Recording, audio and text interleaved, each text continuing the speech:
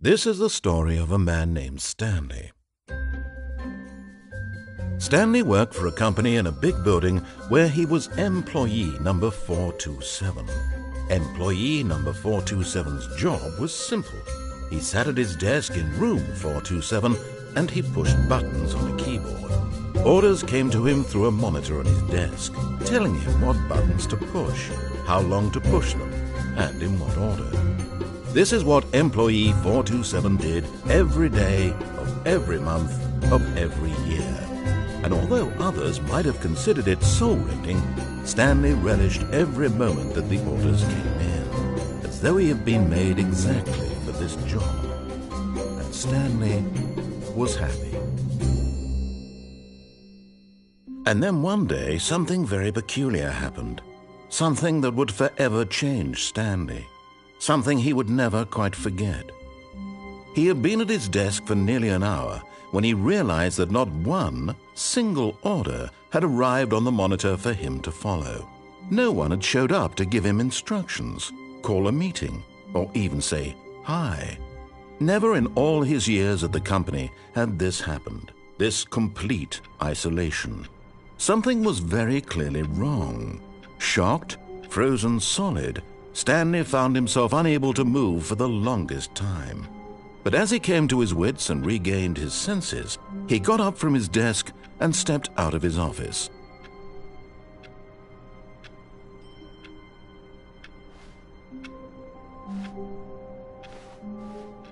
All of his co-workers were gone.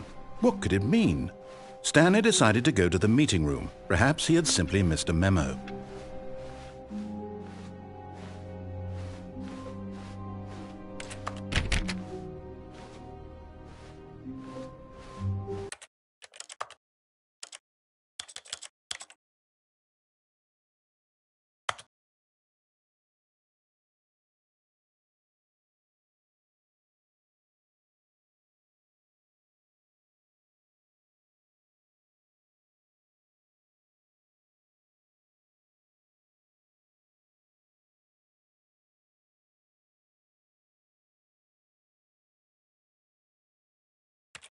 When Stanley came to a set of 2 open doors, he entered the door on his left.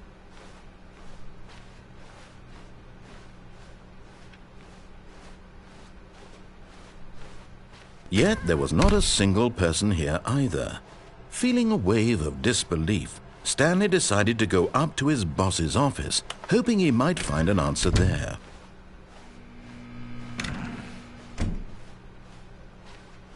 Coming to a staircase, Stanley walked upstairs to his boss's office.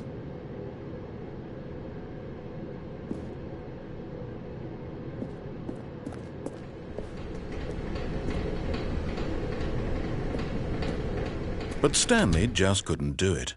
He considered the possibility of facing his boss. Admitting he had left his post during work hours, he might be fired for that.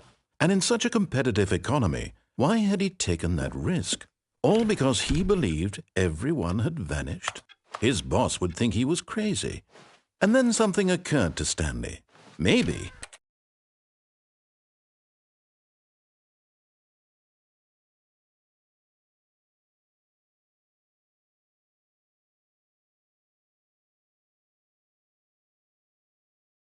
he thought to himself, maybe I am crazy. All of my co-workers blinking mysteriously out of existence in a single moment for no reason at all? None of it made any logical sense. And as Stanley pondered this, he began to make other strange observations. For example, why couldn't he see his feet when he looked down? Why did doors close automatically behind him wherever he went? And for that matter, these rooms were starting to look pretty familiar. Were they simply repeating?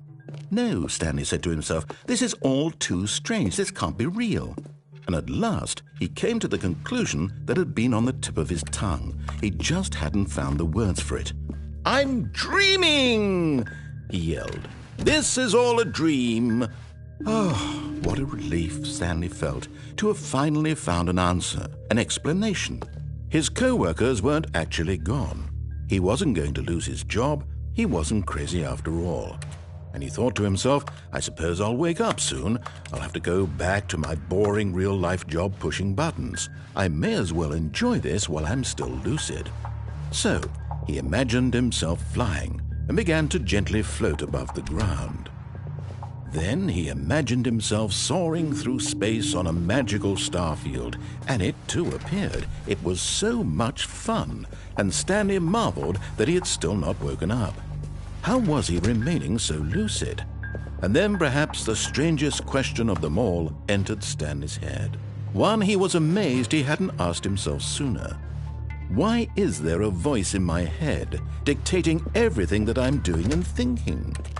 Now the voice was describing itself being considered by Stanley, who found it particularly strange.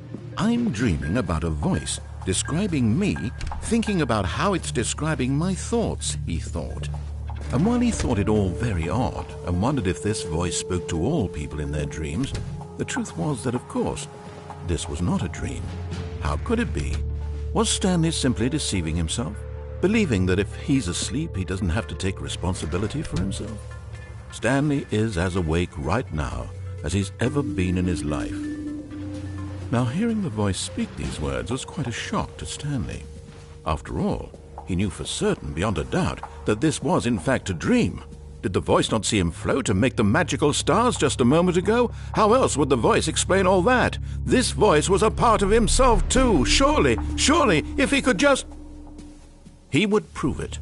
He would prove that he was in control, that this was a dream. So he closed his eyes gently, and he invited himself to wake up. He felt the cool weight of the blanket on his skin, the press of the mattress on his back, the fresh air of a world outside this one. Let me wake up, he thought to himself. I'm through with this dream. I wish it to be over. Let me go back to my job. Let me continue pushing the buttons. Please, it's all I want. I want my apartment and my wife and my job. All I want is my life exactly the way it's always been. My life is normal. I am normal. Everything will be fine. I am okay.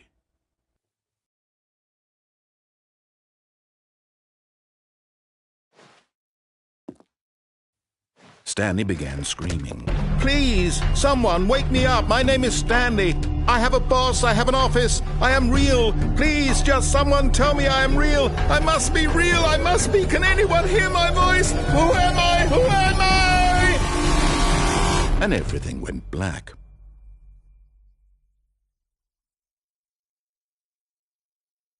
This is the story of a woman named Mariella. Mariella woke up on a day like any other. She arose, got dressed, gathered her belongings, and walked to her place of work. But on this particular day, her walk was interrupted by the body of a